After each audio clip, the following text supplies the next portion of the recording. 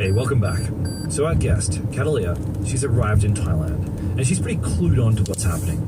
She knows that she's about to get recruited into scamming. But the thing that's unique about her situation is that she's not smuggled across the border in a boat.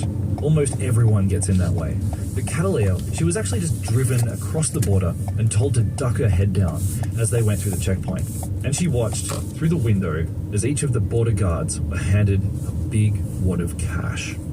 Because a lot of people ask me, why don't you go out? Why don't you ask help? Because I see that the officers there are getting money to them. They knew what is happening, right? You understand? Yeah. Okay. So the border officers between Myanmar and Thailand, they were corrupt. They were getting paid off. Exactly. And then they drove for another 2 hours and pulled up outside the enormous gates of a scammer farm. Can you describe what it looks like? So we are staying at gate 25, and the compound was so big. It's really big. There's a canteen, there's a clinic, there's a bar, there's a restaurant, the field. We're inside the Burmese military base. It is the training camp of the Burmese military. So it will not get caught. How many people were there? Like, would you say like hundreds or thousands? No, like 5,000 and 10,000. There's a lot. The van rolled through the gates, which closed behind them. And again, Catalia started yelling at the people that she'd previously considered her friends. I asked them why? Why me? Why you bring us? Like, because you're unique one, because you can easily learn something, because we think that you're a strong one, you can understand. No, I don't understand. I don't understand right now, I said. Because this is not a joke. I have a son. Right? I have a son.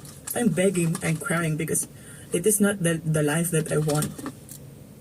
So far, we've been focusing on the human element of this story. You know, it's been all about Q and Catalia's experience of abduction. But let's pause here, just for a moment, for some quick stats on the scammer industry. Actually, it's a quick lesson in geography. So I keep saying that there are scammer farms throughout Cambodia, Laos, and Myanmar, but these are all big countries, right, with farms operating in very different ways. So for the sake of simplicity, we're going to focus only on Myanmar throughout this series. And in Myanmar, what you need to know is that there are two main regions where scamming has become their primary industry. First, let's start with Mayawadi, which is a town in southeastern Myanmar. It's separated from Thailand by the Moi River, and that was the river that Q was smuggled over in the previous episode. And this is the main region for scammer farms. It's where Myanmar's first scammer farm was set up in about 2020. And this place, it's enormous. It's called KK Park, and it's become so large that over the last 5 years, it's been split into 4 suburbs. And so you've got KK Park number 1, KK Park number 2, so on and so forth. They're suburbs with their own identities and their own governance. And then a little further up the Moi River, stretching about 100 kilometers north, there are an unknown number of scammer farms of different sizes and business models. Most of them are massive, walled compounds. Some of them are multi-story buildings, 3, 4, 5, even 6 stories high. Some of these compounds can have row upon row of buildings, 10, 20, 30, even 50 buildings that have just sprung up, seemingly overnight. It's an industrialized operation, all in plain sight. And each farm usually houses a range of different companies that all target different demographics of victims in different countries. For example, slaves in a particular building in KK Park, they might be scamming Americans on dating apps, while scammers in another park, they might be scamming Australians on Facebook Marketplace. So this is Myanmar's original scammer region, and it's estimated that somewhere between 100 and 200,000 people have been brought in as victims of human trafficking. And this area in southeastern Myanmar is where both Q and Catalia were taken. Now, the other area in Myanmar that's sprouting scammer farms, it's further south at a different border crossing with Thailand, known as Three Pagoda Pass. And it's a bit more remote as it's hidden between 2 mountain ranges. But along this route, clusters of scammer farms, they're cropping up in the valleys. And they're nowhere near as large, and the area is not as developed as that around the Moi River, but the farms are going up fast. because it's much easier to smuggle in victims via the land border than trying to get them across the river. Okay, so that's the geography overview, but Catalia, she'd found herself in a massive scammer farm near the Moy River, but unlike Hugh, she didn't resist work. For the sake of survival, she agreed to just start scamming. So in scamming company, there are two kinds of people. The one that's spamming and is the one that is customer service. So in spamming, you're the one who will get clients from different kinds of social medias. You will create different kinds of accounts, multiple accounts in WhatsApp, Telegram, Facebook, Twitter, LinkedIn, everything. To be clear, this is the kind of work that Q is doing as well. Cold messaging hundreds of men every week, pretending to be a sexy yet lonely woman to lure them into an online relationship. But there's a level above this work called customer service, where scammers actually got on the phone with their victims. Because, as you'd imagine, people get sick of texting, and especially when they think they're forming an intimate relationship. So they say, hey, can we talk on the phone? I want to hear your voice. And at that point, the conversation gets elevated to the slaves in customer service who would sweet talk to their victims. And these people need good English. And Catalia, she speaks great English. And that's actually why she'd been recruited in the first place. They want me to go into customer service because, I can talk. But I acted fool and stupid in front of them. So they don't get me and they don't like me. Okay, so you were... So can I just make an assumption here that you were actually hired, you were recruited because they were like, Filipinos, they speak good English, so they recruited you to be a customer service lady. But you acted the fool. But I said no. Yeah. From a scammer farm boss perspective, Catalia was a disappointing recruit. Instead of being this star customer service member, she was told to start sending out cold texts, like someone lower down in the hierarchy. And just to be clear, the company that she worked for, it specialized in targeting Europeans and Middle Eastern men using the crypto platform Binance. And every day, she had to reel in 10 people and get them engaged in conversation. Do you remember scamming anyone in particular that you felt sorry for? This guy was from Europe. And that guy have a son that have leukemia. Ugh. I feel so pity with him. So what I did is I sneak out on his WhatsApp number, and I message him. I didn't message him, I call him. Because on WhatsApp, maybe he will screenshot it, and then he will send, right? So I called him.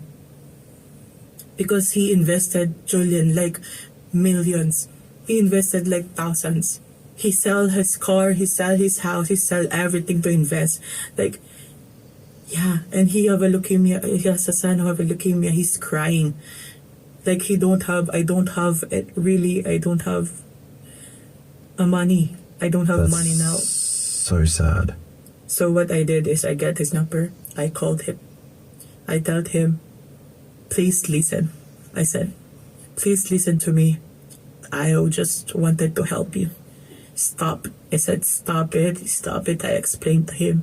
And I am so lucky because on the next day, he blocked the scamming model. And he listened because I'm scared because maybe he will chat it, right? Well, and, like you thought he'd chat with the customer service people and like snitch on you. And I will fucked up, right? Yeah, you'd be in deep shit. Yes. Then that guy was stopped, and then a few weeks ago, he said, I was so happy to meet you. She really wasn't overstating the risk here. Catalia's scammer farm was just slightly less brutal than Q's, but still, she saw people violently punished for far less. Sometimes when you're sleeping, you can hear screaming of Chinese women. They're torturing their Chinese, fellow Chinese. Do you know like a hotel, right? You know the hotel, there's a lot of room in a hallway.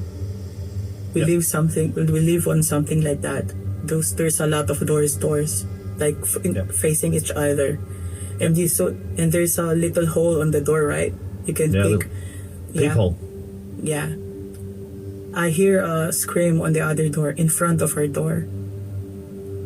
But I know that they're torturing the Chinese woman, but I want to see in my own eyes, right?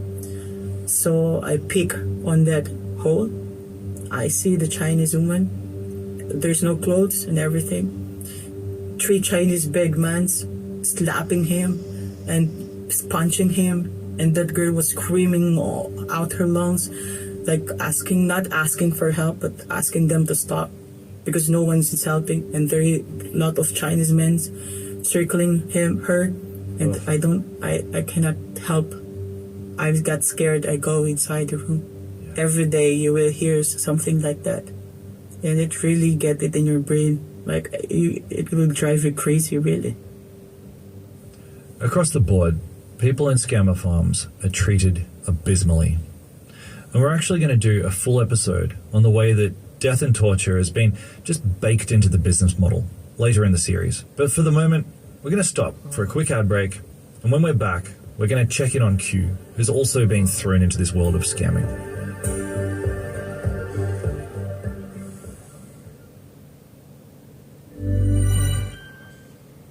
Get ahead with a career in the Australian Defence Force. Home ownership. Get help paying for it.